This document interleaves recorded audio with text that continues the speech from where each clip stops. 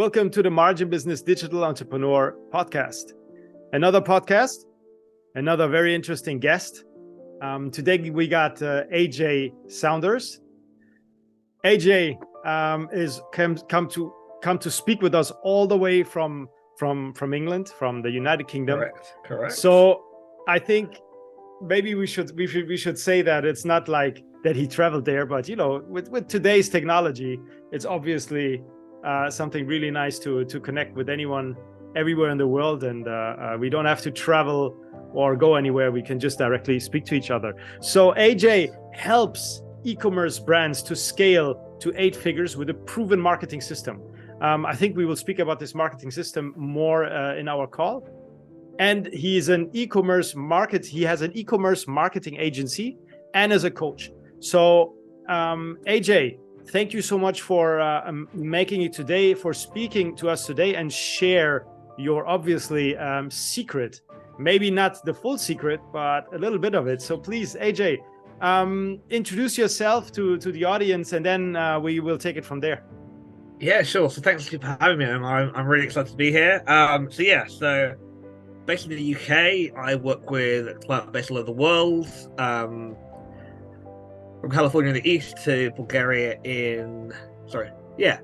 from California in the west to Bulgaria in the east. There we go. And all places in between. So I had an e-commerce brand about 7-8 years ago, and learned a lot through doing that. And now I've wrapped that into helping other e-commerce brands understand how to use marketing to scale.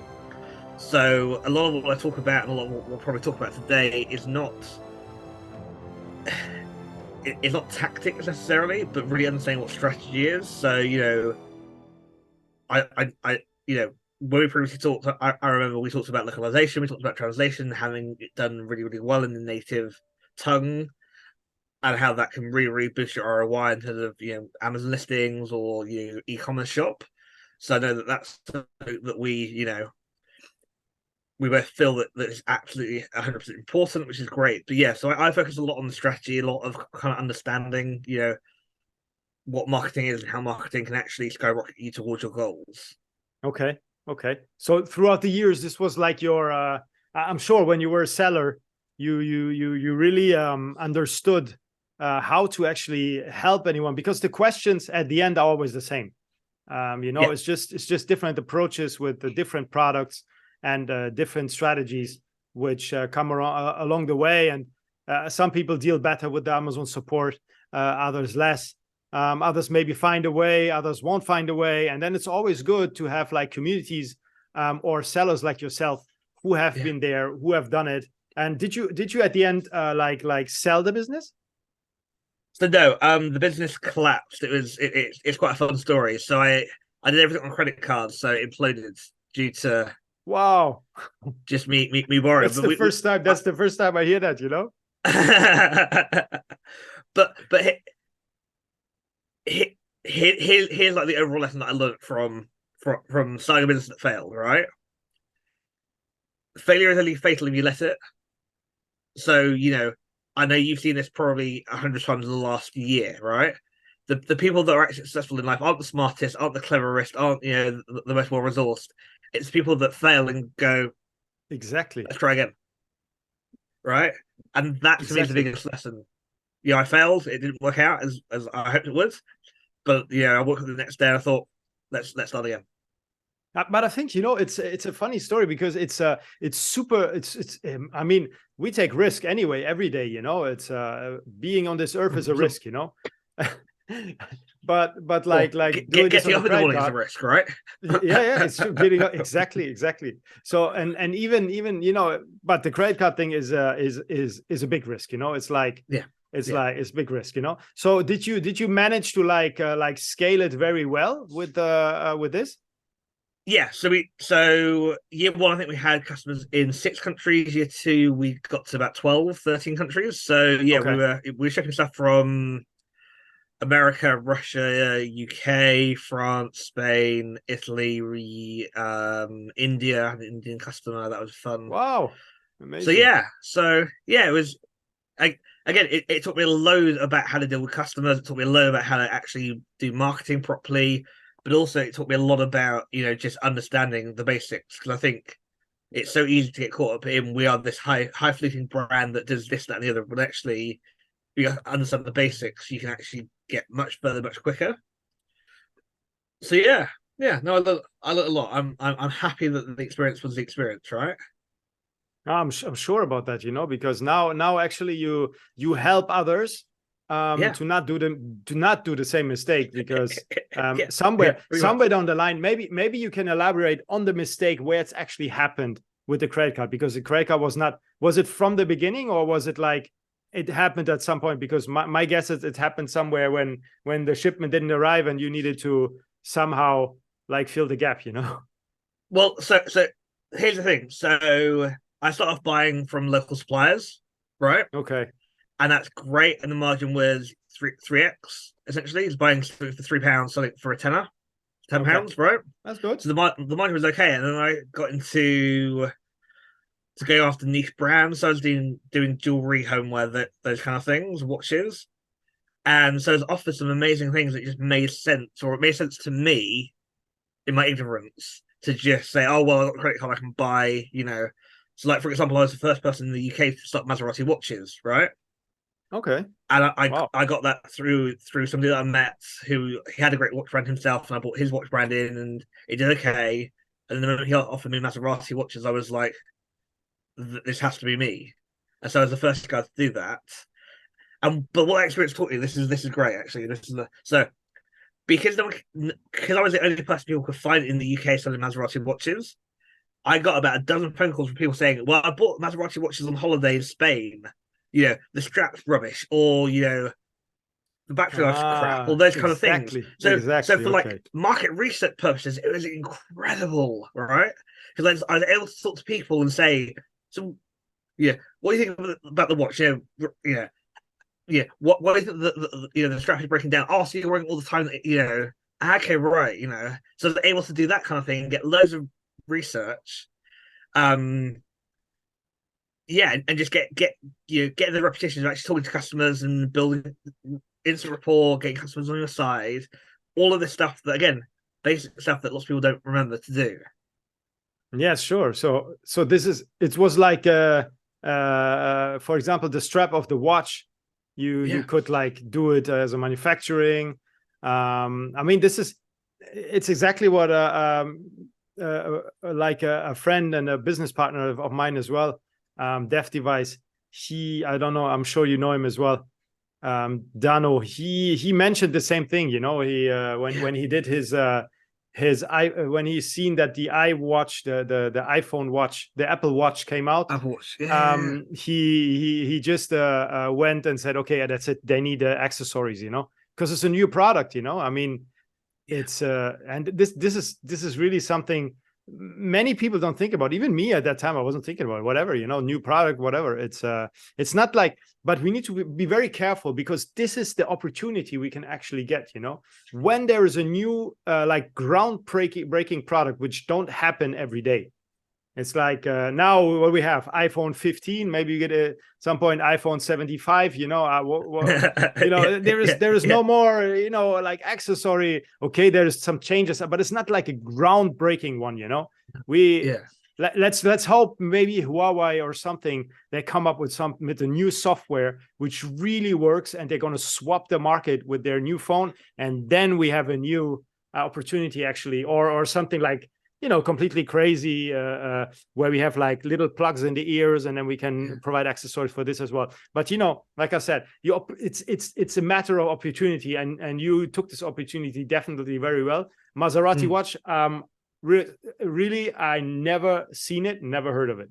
So do you know what? So the Maserati watch collection is actually really, they got some really good design. Well, they had some good design at the time. I don't know about now. They had some really good designed watches. They had a Swiss range that was partly made in Switzerland, with the Swiss movement. So it was pretty good for what it was. So but just come out on that. I think a lot of people think, oh, well, I have to invent this new product. It's like, no, you could do an accessories range. You can do different accessories range, which you can upsell. So like, looking back on it, I could have gone and found like a really decent watch strap manufacturer, right, in say, Belgium or in Germany, right, where they never heard of the products, and bought that in and tried to upsell. So when people find they say, "Oh well, the strap has," "Oh well, I can solve that problem because I've got this great," and they'll last twice as long, and they're good quality, good price, blah blah blah, right? And that would have been another opportunity, right? Sure. So yeah.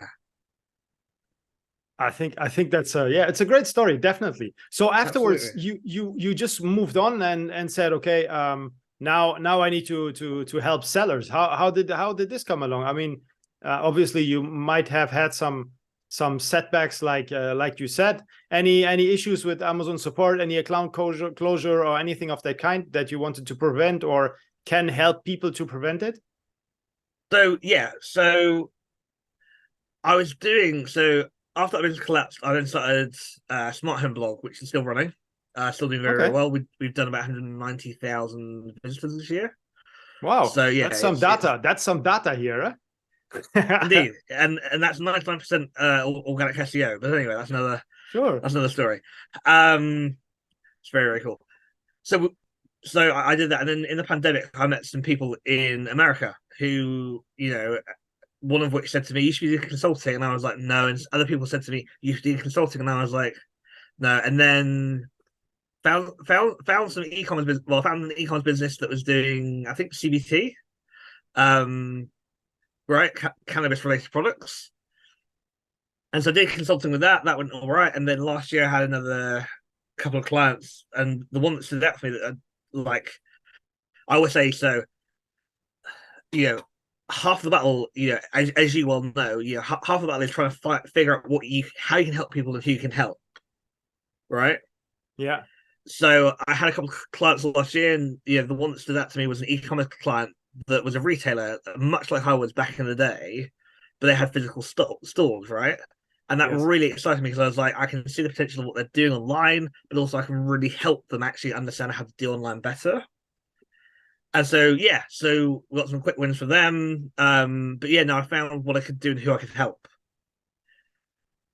And so since then, I've been focused purely on e-commerce the last 18 months, purely e-commerce, purely helping people do everything that you don't do. So, I don't touch Amazon, I don't touch eBay, I don't touch Walmart. I know we've got a good friend Taylor in Israel who does physical products on physical shelves in America, and he's the boss at it, isn't he? There's nobody better than him at doing that kind of thing. And so I just focus on helping people understand what marketing is, which is marketing it is the end process, right? So from when somebody discovers you to when somebody's actually come to the end of using that product, it's that whole cycle. So it doesn't really matter if somebody's messaging you at 2 o'clock in the morning with a customer support inquiry or whether they've bought at 3 in the morning. All of that matters. Whether they're sat at their door at 10 o'clock in the morning waiting for the post to arrive because they've got the new item coming, right? All of that is marketing, and all of that is what I help my clients with now. Really understanding that they can be systematic and they can be strategic in what they do. And what I mean by that is, so you must see this all the time. 2 months ago, somebody wrote on LinkedIn, "Everybody's been on TikTok," and it made me fall off my chair with laughter because it's like it doesn't quite work like that, right? And so my response was not no, just no. And the guy came up to me and said, "Well, you lack imagination." And I was like, "Cool, if I lack imagination, then that's great." But my whole kind of thesis with this, I love it, by the way. My whole kind of thesis with this is that understanding marketing is understanding what channels you can win at and how you can make that work for you. So one of the channels that I know you're really passionate about is understanding how you can get products that may not work, say in the UK, but may work in the Middle East, how you can get onto Amazon, which is a great sales channel, get it packaged in the right way so it's really attractive, get the copy written well, get some reviews in, etc., so that it can actually scale, right? Exactly. In a way that you might not be able to do in the UK, right? But if all of our advice was, well, just try TikTok, rather than looking for the right opportunity for that, like in a noisy marketplace, right? It then starts to become well, we're all just doing the same thing, and that's how you don't win. That's how you know everybody loses. Whereas if you can sit here and you can go, right, okay, well, you know, yeah, go talk to Omar. Omar can get you on Amazon UAE or whatever, or go talk to Taylor because he can get you in on physical stores in Walmart. Come talk to me because I can get you higher on Google. I can do some emails, etc. And actually, you can win that way rather than saying, well, everybody says you can marketing on Facebook, so we're going to spend our entire budget on Facebook advertising because that's what we were told we have to do. And so that's essentially what I do with my clients now, is just trying to help them understand how to win, what that looks like, what their goals are, how to make that actually achievable, and how to put the plan in place to make that achievable. Okay. I mean, that sounds very logical because marketing is really the last step. I mean, not the last step in terms of a product or something. I mean, the last step in the process, or maybe sometimes the first step. But in our case, it is a very big part of the last process, because how we connect to the customer. Exactly. So many people underestimate this completely. Like they don't care. They don't care. How many people I told, like, I look at their account, they make $1 million, per month, for example. And I told them, listen, if you listen what I say, you're going to make 5. No, we don't want. Okay, whatever, stay like that.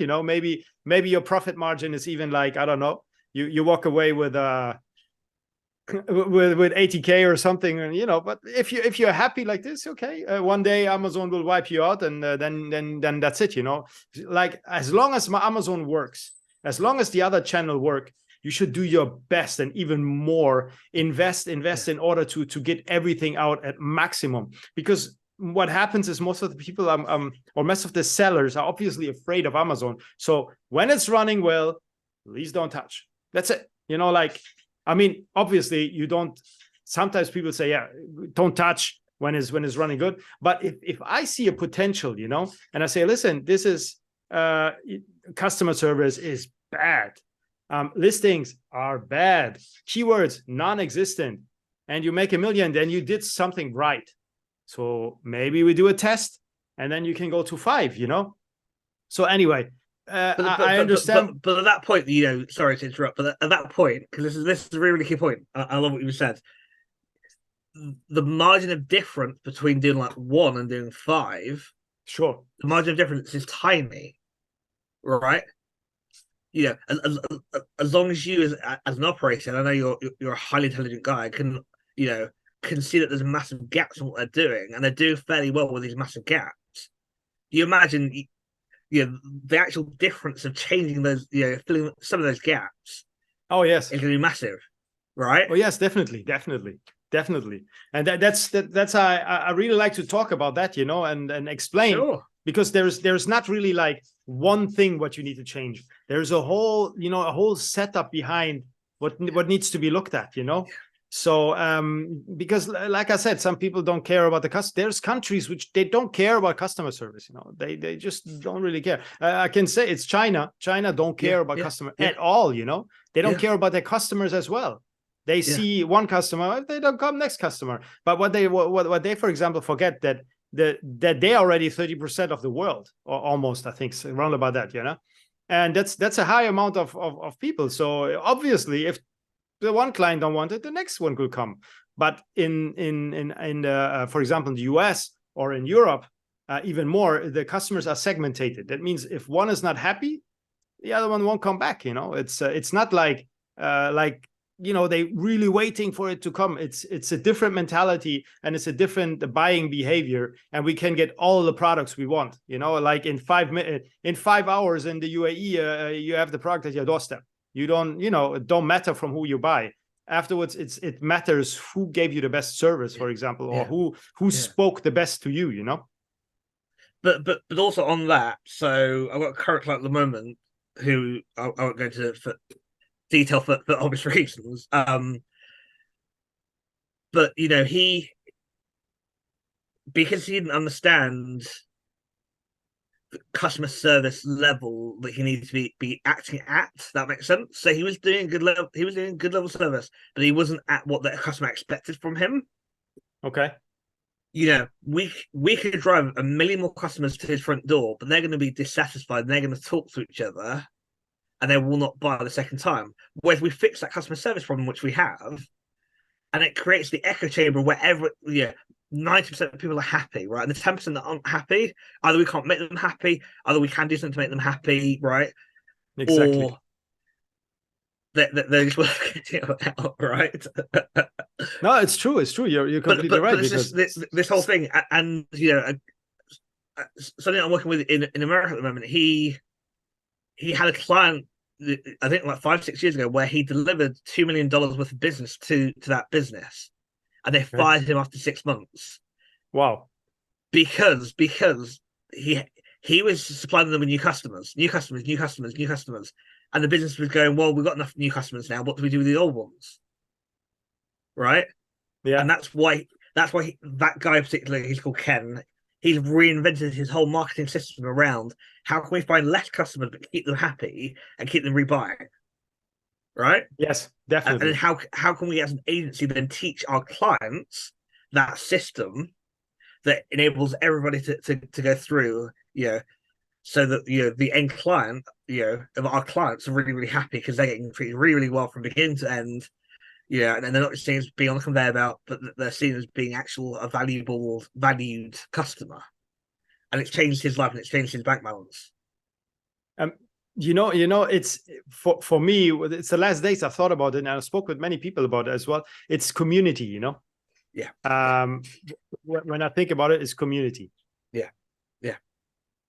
It's everything like when people feel they're in a community, that's just great. Then there is some kind of connection, some kind of the customer is happy. He's he can come at 3:00 in the morning, as you said, and go somewhere on chat, and there is somebody out of the community or maybe a moderator who can help them. So this is something I was thinking about. I think this is a very helpful tool nowadays because we work 24 hours around the globe. If we want to work, we can work 24 hours literally. So obviously we won't do it because we're gonna get on our health anyway.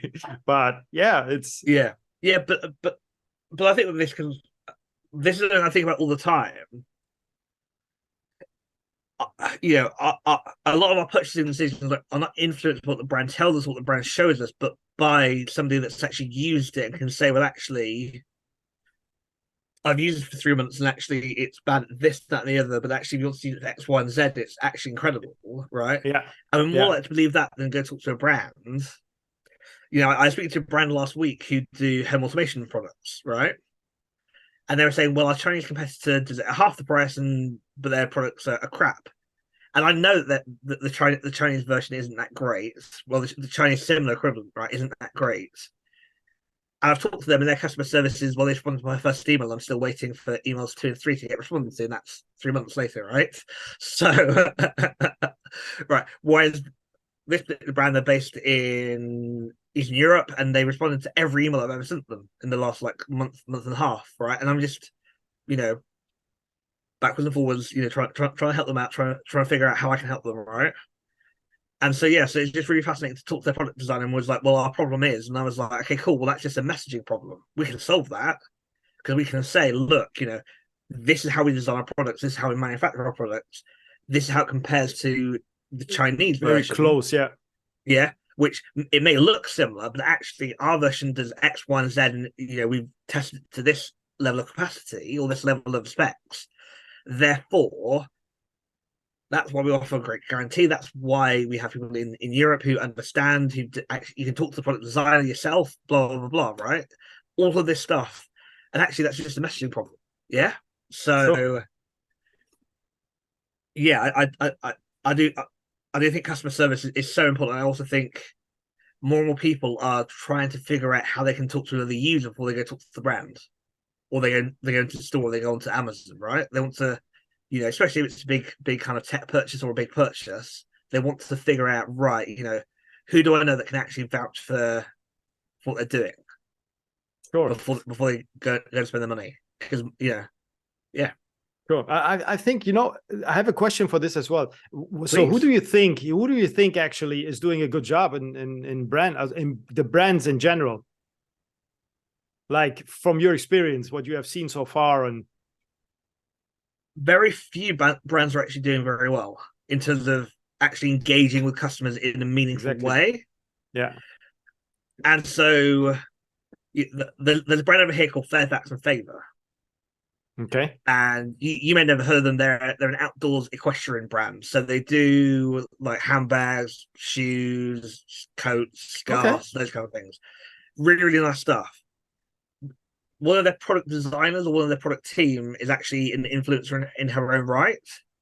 Okay. And so she comes across as semi-honest because like she's posting all the time about what she's wearing, but obviously there are product placements in there, so that's where the dishonesty kind of creeps in. If I'm not being too blunt about it, right? Oh, that's okay, But she's added a more human element to that brand by being out there by herself and by being, visible and being able to be talked to, knowing for one that she works with them, so obviously she'll have a very good impression of them. But yeah, I don't feel that a lot of brands are doing very, very well in that kind of regard. But I also feel that a lot of, I don't know, we both have definitely done this. We both have definitely used influencer content where we, UGC, user generated content, right? Where we've paid somebody to create content for us that looks like a user but isn't a user, but has that same sort of feel. And that is all great stuff, but it's not a real user at the end of the day. It's not something that's set there for 6 months. Because so that's part of my answer. The other part of my answer, because this is really, really important, is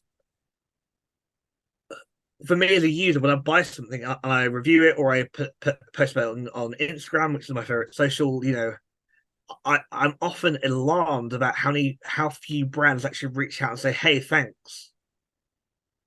Yeah, right. Or say, "Hey, we thought of using it that way. Tell us more about how you're using it," or that kind of thing. Or start have a conversation. And a Chinese brand that I've done some work with this year, I reviewed some of their products. I tagged them in my stories on Facebook and on my personal Instagram. And I WhatsApped the marketing manager the next day and said, "Hey, do you see that?" "Oh, yes." So you didn't feel like responding then? You didn't feel like I was worthy of, right? And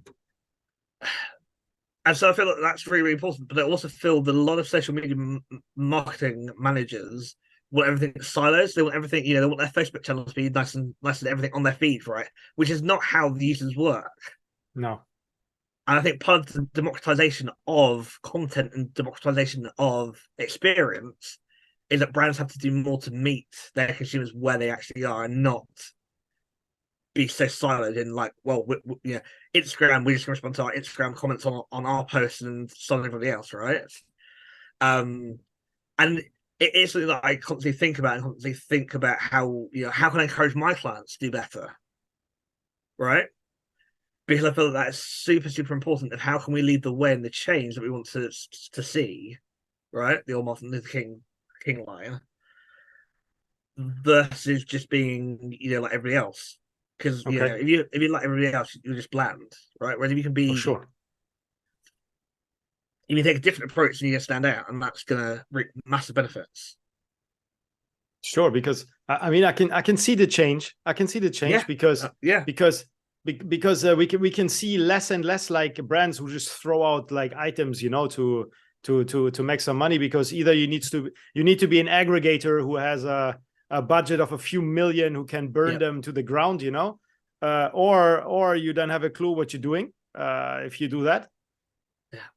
So that's why what I'm always saying is, passion behind the brand is the best. It's like you show what you live. It's something which is out of your life, and when somebody talks to you, they can feel the passion, and that's what the people want to see. They don't want to be sold something which has no soul, like just like that. I mean, we have enough items just flying through the house like that. It's just like it's something which need to have a soul. It's not anymore just read the review and then best review, get it. No, it's just like it's like a deep searching process for especially women. Men are a little bit different with buying behavior, but women is like they need a long time until they find something, and they need to connect with this thing, and we need to provide that. We need to understand that and segment the different customers out of the different countries. Well, the only exception to that with men is cars, right? And the example I always use this, and I feel this is really, really important. My favorite car manufacturer is Bentley, right? Just go with me for a second. Bentley have two jobs in their marketing: to inspire people to buy today, and to inspire people to start thinking about buying 20 years time when they have the cash, right? If they can do those two things and combine them, they will have a business in 100 years' time, right? If they fail to take care of the long-term aspirational aspects, they'll be dead in 5 years, right? Yeah. And it's because, people like me, I've been dreaming about owning a Bentley for 10 years now, right? And hopefully, if by the end of the year, if I get some more customers on board, thanks, Omar. I'll have enough money to put the deposit down, right? To buy one. And so it's that whole kind of thing, right? Of every time Bentley have released a new model, they've emailed me about it. I've looked at the trailer, I've looked at their socials, I've imagined it. I've gone to Monaco or I've gone to Harrods and seen people driving Bentley outside Harrods or the Golden Square Monaco. And it's that whole kind of thing of, it's the real experience. Yeah, and only last year in Monaco, I found where the Bentley dealership is, and I actually went and sat in a Bentley for the first time ever. Right. Oh, okay. After wanting one for 9 years. Yeah. I've seen hundreds of them, right? Literally about 100 of them. But I never sat inside one because, nobody was that stupid, right? But again, it was a whole different experience because the dealership understand that, only a fraction of 1% are going to buy today. And so they have to be aspirational. They have to, know the product inside out. They have to know how to treat you, how to greet you. Do you want a cup of tea or coffee, etc., right? And so so that to me is like so important that we are thinking about, right, how can we do something that inspires people to buy today, but also keeps people inspired for 10 years' time when they actually have the money. Definitely, that's I think it's a very good point. And for concluding this, do you have a message for anybody like in that aspect? Yeah, sure. So think about what your long-term goal is, right? So think about and make it personal to you. So if you want to start in 3 years' time for $5 million, great. If you want to be able to be home by 6 p.m. to put kids to bed, that's a great goal. If you want to spend Thursdays playing golf, absolutely fantastic. If you want to only work 6 months of the year and part of the other 6, that's absolutely fine.